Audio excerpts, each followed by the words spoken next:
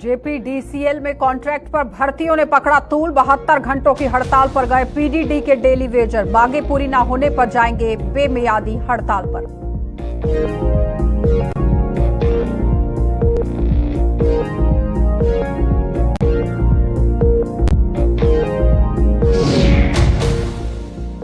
फिर विवादों में घिरी प्रधानमंत्री ग्राम सड़क योजना। सड़क के निर्माण कार्य को लेकर ग्रामीणों का प्रदर्शन। नियमों को ताक पर रखकर सड़क बनाने का आरोप।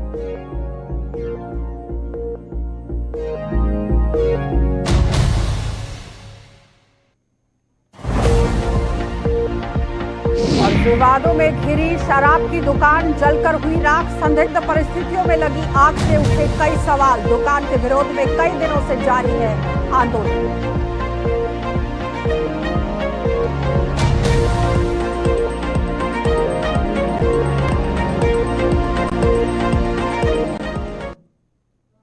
नमस्कार, बुलेटिन में आपका स्वागत है। मैं हूं आपके साथ आशा सरबाल। चल सबसे पहले आपको जम्मू लिए चलेंगे और जम्मू कश्मीर से जुड़ी खबरें आपको दिखा देते हैं। जम्मू पावर डेवलपमेंट कॉर्पोरेशन द्वारा कलेक्टर पर यहां पर आप देखिए किस तरह से आरोप लग रहे हैं। कॉन्ट्रैक्ट पर ये आरोप लग रहे हैं और कॉन्ट्रैक्ट पर लाइनमैन की भर्तियां करने और पीडीडी के डेली वेजर्स को नियमित न किए जाने पर मामला तूल पकड़ता जा रहा है। इस अनदेखी के विरोध में पीडीडी डेली वेजर्स ने आज से 72 घंटों की कामचोड़ हड़ताल शुरू कर दी है। उन्होंने चेतावनी दी है कि अगर इसी अवधि में उनकी मांगों को पूरा नहीं किया गया तो बेमियादी हड़ताल पर ये लोग चले जाएंगे। आप समझिए कि एक तरफ पीएचई के डेली वेजर्स लगातार धरना प्रदर्शन कर रहे हैं, दूसरी तरफ पीडीडी के भी डेली वेजर्स सड़कों पर उतर आए हैं। तो जाहिर तौर पर अब सवालिया निशान सरकार भर भी उठ रहा है, प्रशासन पर भी उठ रहा है कि आखिर डेली वेजर्स की मांगों को दरकिनार करने की कोशिश की जा रही है, नजरअंदाज क्यों यहां पर की जा रहा है। साथ ही साथ आपको ये बताते चले कि लगातार ये अपनी मांगों को लेकर सड़कों पर उतरते नजर आए हैं और पावर डेवलपमेंट कॉर्पोरेशन लिमिटेड द्वारा कॉन्ट्रैक्ट पर लाइनमैन की भर्तियां करने और पीडीडी के डेली वेजर्स को नियमित न किए जाने का मामला लेकर ये लोग सड़कों पर उतर आए हैं। इसी पर ज्यादा जानकारी लेंगे। शिल्पा हमारी संवाददाता हमारे साथ ज्वाइन कर चुकी है। शिल्पा, किस तरह से इन लोगों की तरफ से अपनी मांगे सामने रखी गई हैं, क्योंकि आज जोरदार प्रदर्शन इनकी तरफ से किया गया है। देखिए 2021 में एनजी मनोज सिन्हा की तरफ से एक ट्वीट सामने आया था, जहां पर उन्होंने साफ तौर पर कहा था कि 12,000 एम्प्लॉयज पीजीडी डिपार्टमेंट के पीजीएल एम्प्लॉयज उन्हें जो है परमानेंट किया जाएगा। लेकिन 2 साल हो चुके हैं। 2 साल में इनका कहना है कि बस लॉलीपॉप ही दिया गया है। आज इनकी स्ट्राइक जो है यानी कि आज हुई है 72 घंटे तक की स्ट्राइक रहेगी, जहाँ पर इनके साफ तौर पर कहना है कि जिस तरह से अब जो है नया पहलू निकल कर सामने आ रहा है, यानी कि पहले कहा गया था कि 12,000 एम्प्लॉयज को जो है वो परमानेंटली किया जाएगा। ये है कि कॉन्ट्रैक्ट जो है लाइनमैन का जो है वो भर्ती किया जा रहा है। साथ ही साथ दूसरा पहलू ये है कि टेंडर निकाला गया है। लगभग आपको बताते चले कि इनका कहना है कि 2 करोड़ के करीब टेंडर निकाला गया और सब डिवीजन से 100 लोगों को जो है वो भर्ती किया जाएगा। और उनका ये कहना है कि अगर उन लोगों को भर्ती किया जाएगा, उन लोगों को जो है वो नौकरी दी जाएगी, तो आखिरकार हमारा क्या। 2 साल से जो लॉलीपॉप दिया जा रहा है, आखिरकार जो इन्होंने कहा था कि 12,000 एम्प्लॉयज को परमानेंट किया जाएगा, तो आखिरकार वो कब परमानेंट किया जाएगा, इनका हिसाब तो क्या लगता है शिल्पा की महज जो 12,000 डेली वेजर्स को पक्का करने की बात कही गई थी वो महज एक लॉलीपॉप ही निकला है? प्रशासन की तरफ से कोई प्रतिक्रिया, क्योंकि भारी तादाद में ये लोग सड़कों पर उतर आए हैं और जिस तरह से प्रदर्शन हो रहा है तो बिजली विभाग के अंदर हड़कंप बचा है। बिजली बाधित हो सकती है, जिस तरह से पीएचई के डेली वेजर्स भी धरना प्रदर्शन करते हुए नजर आए थे और कई बार सप्लाई को ठप कर दिया जाता था। जी देखिए, इनका साफ तौर पर कहना है कि अगर जम्मू में जो है भूखमरी जाती है तो इनमें इनका कोई कसूर नहीं है, क्योंकि ऐसे कई सारे एम्प्लॉयज हैं जो कि अगर हम वुमन की बात, महिलाओं की बात करें तो उनकी जो उनके पति नहीं है और उनको काफी समय से तनख्वाह भी नहीं मिली है, तो उनका गुजर बसर जो है वो काफी दिक्कत परेशानी से हो रहा है। और इनका ये कहना है कि अमरनाथ यात्रा भी चल रही है, लेकिन उन सब चीजों को मद्देनजर रखते हुए यानी कि इनका साफ तौर पर एमपी से भी इनसे बातचीत हुई है, लेकिन एमपी का भी साफ तौर पर ये कहना है, आश्वासन दिया गया है। लेकिन इनका ये कहना है कि अगर 72 घंटे जो इन्होंने स्ट्राइक रखी, अगर आने वाले समय में अगर इन पर जो है जो अमल नहीं किया जाता है, इन पर सुनवाई नहीं होती, इनकी सुनवाई नहीं होती, तो आने वाले समय में अनशन पर भी ये बैठ सकते हैं। इनका साफ तौर पर ये कहना है कि 72 घंटे ये स्ट्राइक पर रहेंगे और अगर आने वाले समय में अगर इनको सुनवाई नहीं होती है तो ये दिल्ली भी कूच कर सकते हैं। जरा ये बताइएगा कि पीएचई के जितने भी डेली वेजर्स थे, बताया गया था कि 60 से 62,000 उनकी संख्या है। क्या इनकी संख्या आंकड़ा कुछ सामने आ पाया है कि लगभग कितना आंकड़ा है, कितने लोग हैं ये? 12,000 को तो परमानेंट करने की बात कही गई थी, उनके अलावा और कितने लोग हैं? क्योंकि इस वक्त मैं बात करूं जो स्ट्राइक पर बैठेंगे वो लगभग 3000 के करीब लोग यहाँ पर आए हुए हैं और स्ट्राइक पर और आने वाले समय में इससे ज्यादा 5000 10,000 के करीब जो इनका कहना है कि 10,000 के करीब यहाँ पर जो है वो स्ट्राइक पर आएंगे और 12,000 के करीब जिस तरीके से कहा गया था कि परमानेंट किया जाएगा, उसके अलावा भी ऐसे कई सारे एम्प्लॉयज हैं, लेकिन जो इस पर यानी कि जो एक नोटिफिकेशन एक ट्वीट जो किया गया था कि 12,000 कम से कम लोगों को जो है एम्प्लॉयज को जो है वो परमानेंट किया जाएगा। इसके अलावा भी ऐसे कई सारे एम्प्लॉयज हैं, लेकिन सबसे पहले जो है यानी कि एक स्टेज क्रॉस करेंगे, दूसरे स्टेज में आएंगे, लेकिन सबसे पहले इनका कहना है कि जिस तरह से इन्होंने काम छोड़कर अपनी हड़ताल शुरू कर दी है, तो पीडीडी के ये सब डेली वेजर्स हैं, बहुत जगह पर बिजली जो है वो बाधित हुई है। पिछले कुछ समय से भारी बारिश की वजह से बिजली का ढांचा भी पूरी तरह से चरमराया हुआ है और साथ ही साथ बिजली भी ठप थी। आपको नहीं लगता है कि प्रशासन और इन लोगों को बीच का रास्ता निकालकर काम करने की जरूरत थी, क्योंकि सीधा खामियाजा आम लोगों को भुगतना पड़ रहा है? देखिए, आम जनता को काफी ज्यादा इससे असर पड़ सकता है, क्योंकि 72 घंटे की इनकी स्ट्राइक है। अगर बीच का रास्ता जिस तरीके से आपने कहा है कि बीच का रास्ता निकालना, अगर बीच का रास्ता नहीं निकाला जाता है तो कहीं न कहीं जम्मू की आम जनता को काफी ज्यादा सफर करना पड़ेगा। चलिए, इनका साफ तौर पर कहना है।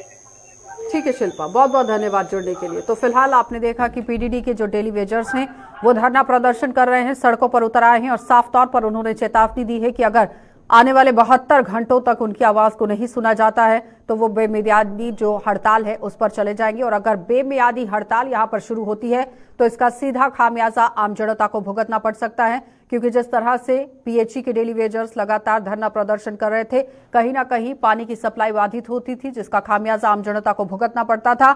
और आज पीडीडी के डेली वेजर्स जो हैं वो धरने प्रदर्शन पर आ गए हैं, तो जाहिर तौर पर अब विभाग और प्रशासन को गौर फरमाने की जरूरत है कि लोगों को भी राहत मिले और इनकी आवाज को भी सुना जाए।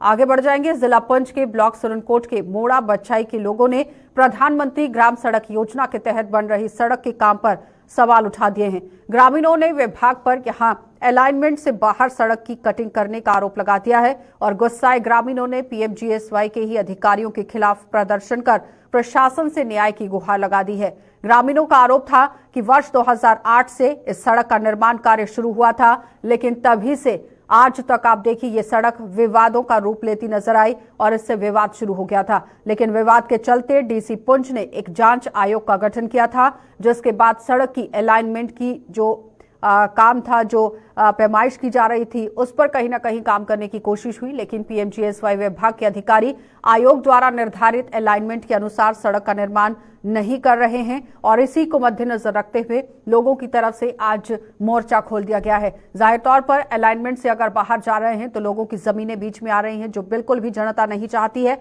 इसी पर ज्यादा जानकारी लेंगे, आकाश मलिक हमारे साथ ज्वाइन कर चुके हैं। आकाश, आपसे जानना चाह रहे हैं, जिस तरह से अलाइनमेंट की खबर सामने आ रही है, जाहिर तौर पर डीसी की तरफ से भी इस पर काम करने की कोशिश की गई, लेकिन कोई भी हल होता नजर नहीं आया है। आज किस तरह से प्रदर्शन वहां पर किया गया? कई जगह पे ऐसे डिस्प्यूट है। ये इस वक्त जो है मोड़ा बचाई के मकाम पे जो डिस्प्यूट, यहाँ पे जो बात सामने आ रही है, लोगों की तरफ से कहा जा रहा है कि यहाँ पे पहले जो इससे पहले डिप्टी कमिश्नर थे, पहले भी इन्होंने कमीशन बिठाया, लेकिन अभी तक कोई भी कार्रवाई नहीं हुई। आज की डेट में जो एडब्ल्यू है वो जो है अलाइनमेंट से बाहर रोड निकाल रहे हैं, लेकिन उनकी एक ही मांग है कि जिस तरीके से जो एज पर रिकॉर्ड जो अलाइनमेंट है वहीं से रोड जानते हैं, उन्होंने सरकार से मांग की है कि इस पे जल्द से जल्द जो है कार्रवाई होनी चाहिए। जी आशा, लेकिन इतने समय से 2008 की बात बताई जा रही है कि काम शुरू किया गया था, लेकिन आज तक काम अभी तक पूरा नहीं हो पाया है। आकाश, कहीं ना कहीं सवाल जरूर उठ रहे हैं। हाँ जी, इंतजामिया पे तो सवाल उठता है। उसके साथ साथ मैं बताता हूँ, ये 2008 से भी पहली रोड है, ये काफी देर पहली रोड है, जिसमें जो है आहिस्ता आहिस्ता काम होता है। पिछले 1.5 या 2 महीने से जो है इस पे काम तेजी से हो रहा है। ये मंडी फागला रोड है, बफलियाज से लेकर मंडी तक जो है इस वक्त काम की रफ्तार तेज है। लेकिन जिस जगह पे ये मोड़ा बछाई में बात सामने निकल के आ रही है, इस जगह में लोगों का यही कहना है कि हमारा यही है कि जिस जगह से सरकारी जो अलाइनमेंट जो एज पर रिकॉर्ड है वहीं से निकाल जाए। लेकिन जो डिपार्टमेंट के ऑफिसर है उन्होंने कुछ एलिगेशन लगाए कि डिपार्टमेंट के जो एडब्ल्यू है उन्होंने मिसबिहेव भी किया है कि हम अपनी मर्जी से निकालेंगे। तो लेकिन जो है उनका यही कहना है इस वक्त के जैसे अलाइनमेंट है वैसे ही रोड निकाली जाएगी। ठीक है आकाश, बहुत बहुत धन्यवाद जुड़ने के लिए। तो फिलहाल आपने देखा आकाश मलिक हमारे संवाददाता हमारे साथ जुड़े हुए थे सुरनकोट से, जो बता रहे थे कि किस तरह से यहाँ पर काम जो है वो किया जा रहा है। सीधा आपको एक और बड़ी खबर से रूबरू करवा देंगे। सांबा आपको लिए चलते हैं, जहां पर आप देखिए किस तरह से एक और आरोपी को धर दबोचा गया है और साथ ही साथ रंगूर इलाका है जहां पर हादसा हुआ और उसके साथ साथ आरोपी को गिरफ्तार करने की बात कही गई थी। सांबा के रंगूर इलाके में फायरिंग हुई थी और फायरिंग मामले के चौथे आरोपी को भी पुलिस ने अब गिरफ्तार कर लिया है। इसकी गिरफ्तारी पंजाब के अमृतसर से की गई है, जो पहले से गिरफ्तार आरोपियों का गाइड बताया जा रहा था। और 11 जून को यहां पर की गई फायरिंग मामले में पुलिस ने जिन 3 आरोपियों को गिरफ्तार किया था उनके कब्जे से करीब 14 करोड़ रुपए की हीरोइन, 93,000 रुपए कैश और हथियार भी बरामद किए गए थे। और अब तक ये मामला कितना सुलझ चुका है, इस पर आप देखिए किस तरह से पुलिस जो है वो काम कर रही है। लेकिन फिलहाल इस वक्त की बड़ी खबर आप सांबा से ही देख रहे हैं, जहां पर सांबा में रंगूर फायरिंग मामले का चौथा आरोपी गिरफ्तार कर लिया गया है। सांबा पुलिस ने अमृतसर से इसे धर दबोच लिया है और धर दबोच कर आप देखिए इस गाइड को किस तरह से पुलिस के हवाले कर दिया गया है। और इस पूरे मामले में लगातार हीरोइन भी बरामद की गई है, कैश बरामद किए गए हैं और कई हथियार भी बरामद हुए हैं। ऋषि खजूरिया ने हमारे साथ ज्वाइन किया है। ऋषि, किस तरह से कार्रवाई अब पुलिस की तरफ से की जा रही है, क्योंकि चौथे आरोपी को भी गिरफ्तार कर लिया गया है रंगूर फायरिंग को मद्देनजर रखते हुए? देखिए, बिल्कुल इस मामले में जिस तरह से सांबा पुलिस ने सिट कॉन्स्टिट्यूट की थी, जिसमें एसएसपी सांबा बेनाम दोषी की बात करें तो उन्होंने एक अपना अहम रोल निभाते हुए इस पूरे मामले को जो है एक हाई प्रोफाइल तरीके से सॉल्व करने का इन्होंने जो पूरा प्लान एग्जीक्यूट किया और सिट कॉन्स्टिट्यूट करके जिस तरह से आप क्या होगा कि 3 आरोपी हमलावर आप कह सकते हैं जिन्होंने रंगूर कैंप में जो है देर रात को लोकल्स के ऊपर फायरिंग की थी और जिसमें 3 हमलावर जो मौके से भागने की कोशिश में थे, लेकिन नाका पॉइंट्स को अलर्ट करके जो है उन तीनों को धर दबोचा था, जिनके पास से लगभग 14 करोड़ रुपए की हीरोइन चिट्टा ड्रग्स बरामद की गई थी। इनके पास से आमदन एमुनेशन की रिकवरी की गई थी और उसी के साथ साथ लगभग 94,000 रुपए कैश जो है ये भी रिकवर हुआ था। लेकिन लगातार पुलिस इस पूरे मामले में जो है वो अलग अलग तरह की लीड जो वो हासिल कर रही थी। पंजाब में लगातार पुलिस जो वो सांबा पुलिस वहां पर डेप्यूट की गई थी और वहां के जो पुलिस ऑफिसर यहाँ से तैनात किए गए थे, उन्होंने चौथे आरोपी को भी गिरफ्तार कर लिया है, जिसकी मैं पहचान आपको कराना चाहता हूँ। जिसकी पहचान हुई है नीरज जसवाल अलियास रोमी सलाह पवन सिंह जसवाल, ये रेजिडेंट ऑफ खंडवाला विकास नगर अमृतसर पंजाब का रहने वाला है। तो अब इससे भी लगातार पूछताछ की जा रही है, लेकिन सोर्सेज के हवाले से मैं आपको बताना चाहता हूँ कि कहीं ना कहीं इसका एंगल जो है वो फॉरेन से जुड़ता नजर आ रहा है, क्योंकि इसमें जो कुख्यात ये जो आरोपी पकड़े गए हैं इनका तार जो है ये बाहर भी जुड़ा हुआ है। वहां से जो पूरा गैंग है इसे चला रहे थे, इस पूरे नेक्सस को ऑपरेट कर रहे थे और इसमें कुछ और गिरफ्तारियां होना भी जो वो संभव बताया जा रहा है। ये बताइए कि जिस तरह से तस्करों को लेकर एक बड़ी कार्रवाई पुलिस की तरफ से की जा रही है, जिसमें कोई दो राह ही नहीं है, आपको नहीं पता कि जिस तरह से आप देखिए जड़ों तक पहुंचने की भी जरूरत है और पहले भी जिस तरह बातचीत होती रही है कि जड़ों तक पहुंचने की जरूरत है, जहां से तस्करी हो रही है वहां तक पहुंचने की जरूरत है और अगर फौरन तक इसके तार जुड़े हैं तो फिर तो काफी तरीके से चिंताजनक स्थिति बनती नजर आ रही है जम्मू कश्मीर के अंदर। देखिए, बिल्कुल सही कहा आपने, क्योंकि आपको मैं बताना चाहता हूँ कि जिस तरह से हमें ये जानकारी मिल पा रही है कि ये 3 जो हमलावर रंगूर कैंप में उस वक्त आए थे, ये हमला करने की फिराक में नहीं बल्कि ये हीरोइन चिट्टा ड्रग्स की तस्करी को लेकर यहाँ पर पहुंचे हुए थे और सीमा पार से जिस तरह से बताया जा रहा है कि ये शायद हीरोइन चिट्टा ड्रग्स वहां से आया है। इससे पहले वो वही कई बार जो वो आ चुके हैं, लेकिन इसकी खबर किसी को नहीं हुई। लेकिन जब पुलिस तक ये मामला पहुंचा, वो कैसे पहुंचा कि लोकल जो वहां के स्थानीय निवासी हैं वो अपने किसी मिसिंग व्यक्ति को ढूंढ रहे थे, लेकिन इनका टकराव जो वो इनके साथ हो जाता है, फिर बात इतनी बढ़ जाती है कि फायरिंग हो जाती है, लोकल जख्मी हो जाते हैं, पुलिस अलर्ट होती है। ये तमाम अलग अलग सिक्के के अलग अलग पहलू आप कह सकते हैं।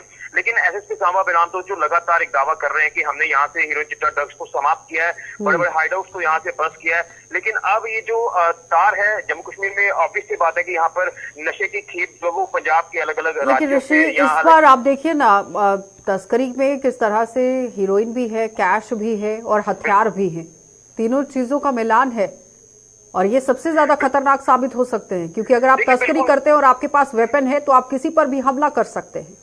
बिल्कुल सही कहा आपने, लेकिन इस पूरे गैंग का भांडाफोड़ हो चुका है। अगर ये चीजें नहीं होती तो शायद इस गैंग का भांडाफोड़ नहीं होता, लेकिन दावा यही एसएसपी साहब की तरफ से किया जा रहा है कि जो चंद गिने चुने हैं उनको लगातार जो वो शिकंजे में लिया जा रहा है। इनके हाइडआउट्स पर रेड की जा रही है, इनके जो हाइडआउट जब इनके शिफ्ट किए जाते हैं वहां तक पुलिस पहुंच रही है।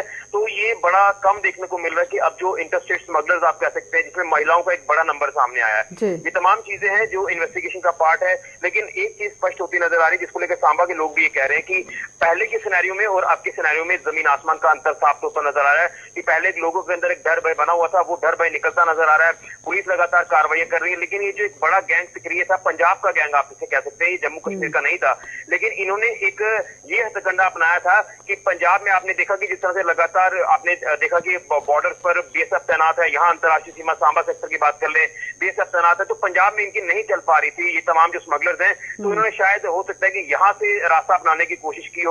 तो जब इनका तमाम ये डाटा सामने आया, इनके फोन खंगाले गए, इनके फोन भी कुछ ऐसे थे जिनका डाटा रिट्रीव नहीं किया जा सकता था, उसे दिल्ली में किसी एक लैब में भेजा। तमाम ये चीजें जब सिट ने जो वो खुलासे करना शुरू किए, तो एक एक लीड जो वो हासिल करके इनके तक पुलिस पहुंची है। फाइनली चौथा ये आरोपी जो है वो गिरफ्तार हुआ है, लेकिन इसमें और गिरफ्तारी जैसे मैंने आपको कहा कि होना संभव है, लाजमी है, और कहीं ना कहीं इस गैंग का इससे और ज्यादा सख्त कार्रवाई करने की जरूरत है पुलिस को, और गहनता से तलाशी अभियान और भी कदम उठाने की जरूरत है। ऋषि, बहुत बहुत धन्यवाद जुड़ने के लिए।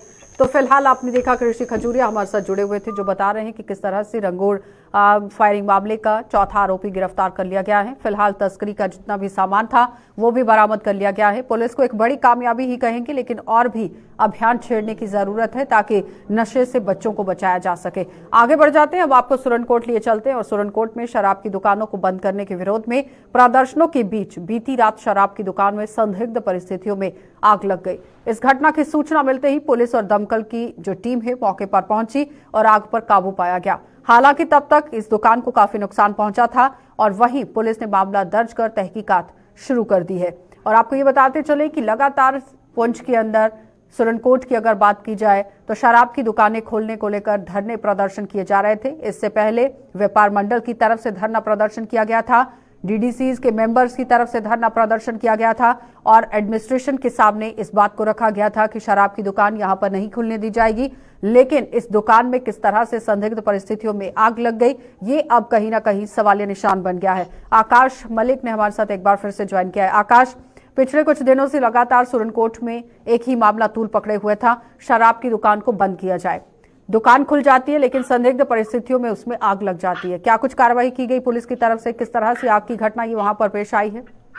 जी आशा, मैं आपको बताता चलूं, आज सुबह ही जब हमें खबर मिली कि इस दुकान में जो है वाइन शॉप में आग लगी है, फौरी हम वहां पहुंचे। उसके बाद मैं बताता चलूं कि उस वक्त जो है इस दुकान के अंदर जितनी भी जो सामान था वो सारा जल के राख हो गया। मालिक से भी हमारी बात हुई, उन्होंने कहा कि 80% जो सामान है वो बिल्कुल जल के राख हो गया। 20% सामान, कुछ ही बोतलें जो है, कुछ चीजें जो है बची हैं। उसके साथ साथ मालिक से भी बात हुई, उनका यही साफ लफ्जों में कहना है कि ये शॉर्ट सर्किट की वजह से हुआ है। वहीं पे बात करें एसडीपीओ सुरनकोट हमीद अली से भी हमारी बात हुई, वो स्पॉट पर भी ही मौजूद थे, फायर सर्विस भी मौजूद थी, और पुलिस की तरफ से भी ये तस्दीक की गई वहां पे कि ये शॉर्ट सर्किट से ही हुआ है। वहीं पे जो है अभी जो है इन्वेस्टिगेशन जारी आगे। जी चलिए, बहुत बहुत धन्यवाद आकाश जुड़ने के लिए। तो फिलहाल आपने देखा आकाश मलिक हमारे साथ जुड़े हुए थे, जो बता रहे हैं कि संदिग्ध परिस्थितियों में आग लग गई जिसका कारण शॉर्ट सर्किट बताया गया है। लेकिन सुरनकोट के अंदर लगातार धरना प्रदर्शन शराब की दुकानों को लेकर यहां पर मचता नजर आया था। अब पुलिस किस तरह से इन्वेस्टिगेट करेगी ये देखने वाली बात है। आगे बढ़ जाते हैं, जम्मू के कच्ची छावनी इलाके की एक गली में रविवार देर रात करीब 10 बजे यहां पर जोरदार धमाका होता है, और धमाके के कारणों की जांच की जा रही है। तो Jammu Kashmir police, crime branch व अन्य सुरक्षा एजेंसियां बीती रात से ही वहां पर पहुंचकर जांच में जुट गई थी, और मौके से तमाम सबूत जो है वो जुटा लिए गए हैं। अमरनाथ यात्रा के दौरान इस धमाके से चर्चाओं का बाजार भी गर्म हो गया है, और ऐसे में किसी साजिश से भी इनकार नहीं किया जा सकता है। तो इस धमाके में शिवसेना हिंदुस्तान के प्रदेश अध्यक्ष राजेश केसरी लगातार आप देखिए किस तरह से बात कह रहे थे कि ये धमाका किस तरह से हुआ है। उनके आवाज के नजदीक ये धमाका हुआ है, जिसमें जो कीले हैं उनका इस्तेमाल किया गया है। कीले वहां पर मिली हैं, और साथ ही आपको ये बताते चले कि बहरहाल इस पूरे मामले पर पुलिस का अभी तक कोई आधिकारिक बयान सामने नहीं आया है, और जांच के बाद ही दूध का दूध और पानी का पानी हो पाएगा। रात को कोई 10 बजे के करीब कोई बम जैसी आवाज़ आई, यहाँ पर बहुत ज़ोर से आवाज़ थी। तो कुछ मोहल्ले वाले हमारे बाहर आए, बेचारे ये घर वाले बाहर आए, ये सारे चिल्ला रहे थे ऊपर। जब मैं बाहर निकला तो मैंने कोई 5-7 मिनट में पकड़ेंगे थाने में फ़ोन किया इधर, तो पुलिस जल्दी ही 10 मिनट के अंदर अंदर पुलिस जो है यहाँ पर पहुँच गई थी पकड़ेंगे वाली। उन्होंने फिर इधर आके देखा तो कुछ बिखरा बुखरा हुआ था सामान, कुछ इधर उन्होंने इकट्ठा उठा किया और ले गए। फिर उसके बाद ये लगे रहे हैं, रात भर पुलिस आती रही पूरी ये इन्वेस्टिगेशन के लिए। क्राइम ब्रांच वाले भी आए हुए थे, फिर दूसरे पे फ़ोटो सेशन वगैरह हुआ इनका, तो और भी काफ़ी इनकी एजेंसियाँ आई हुई थी पुलिस की, तो पूरी रात सुबह तक कोई 6:30-7 बजे तक लगे रहे हैं। अभी भी पुलिस इधर ही बैठी है और काफ़ी आवाज़ थी, यानी कि आवाज़ बहुत ज़्यादा थी। हिंदू धर्म में भगवान भोलेनाथ जी की पूजा के लिए सावन के महीने को सबसे उत्तम माना जाता है, जिसके तीसरे सोमवार को आज शिवालयों में श्रद्धा का सैलाब उमड़ा रहा। जम्मू स्थित संभाग के अन्य जिलों में भी शिव मंदिरों में आज सुबह सवेरे से ही श्रद्धालुओं का तांता लगना शुरू हो गया था, जहां उन्होंने भगवान शिव की आराधना कर अपने अपने परिवार के सुख समृद्धि की मन्नतें मांगी। तो इस पूरे माह में शिव जी की विधि विधान से पूजा की जाती है और इस बार यहाँ सावन माह को बेहद खास माना जा रहा है, क्योंकि इस साल सावन एक नहीं बल्कि 2 महीने का होने वाला है और ऐसा माना जा रहा है कि ये अद्भुत योग करीब 19 साल बना है और 19 साल के बाद ये अद्भुत अगर योग बना है तो सावन का महीना इस बार 30 नहीं बल्कि करीब 59 दिन का है और इस बार भोलेनाथ के भक्तों को उनकी उपासना करने के लिए 4 की बजाय 8 सोमवार मिलने जा रहे हैं। तो तीनों तस्वीरें आप देख रहे हैं। पुंछ से आप बाबा बुड्ढा अमरनाथ जी की तस्वीर देख रहे हैं, रियासी से आप शिवकोड़ी की तस्वीर देख रहे हैं और जम्मू से भी आप भोलेनाथ की यहाँ पर तस्वीर देख रहे हैं। आप शंभू मंदिर है जहाँ से दर्शन आपको कराए जा रहे हैं, लेकिन ये महीना बहुत पाक माना गया है। जो सावन का महीना है, सावन का तीसरा सोमवार है, श्रद्धालु लोग, भक्त लोग मंदिरों में अपनी आस्था के साथ भगवान के दरबारे आ रहे हैं और भगवान की भक्ति कर रहे हैं। जिस प्रकार से माता सती ने भगवान शंकर की आराधना श्रावण महीने के अंदर की, भगवान शंकर को अपनाया, भगवान शंकर की 11 रुद्र का अभिषेक है जो भगवान शंकर का माता पार्वती ने 11 रुद्र का जो अभिषेक किया था वो श्रावण के महीने में किया था। जो भी देवी भक्त, जो भी श्रद्धालु हैं वो 11 भगवान के व्रत रखते हैं, सोमवार के व्रत रखते हैं, सच्ची आस्था विश्वास के साथ व्रत रखते हैं। भगवान शंकर उनकी मनोकामना अवश्य पूरी करते हैं। आज सावन का महीना है, बड़ा अच्छे तरीके से लोग सुबह से तांता लगा हुआ है मंदिर में और श्रद्धा नाल लोग पूजा पाठ कर रहे हैं, दूध दही चढ़ा रहे हैं और ये रणवेश्वर मंदिर शालामार में स्थित है और यहाँ बड़ा बाहर से भी लोग आ रहे हैं। अमरनाथ यात्रा के तांता लगा हुआ है, लंगर लगा हुआ है और यहाँ बड़ा श्रद्धा पूर्वक और बहुत ज़्यादा भीड़ भाड़ है यहाँ पे और अपनी मनोकामना पूरी भोले शंकर मनोकामना पूरी करते हैं। ये पहला बार आए हैं सर जी, क्या बोले, यहाँ तो मन का इतना खुशी मिल रहा है कि बताने नहीं सक रहे हैं, जवान नहीं खुल रहा है कि मैं क्या बोलूं।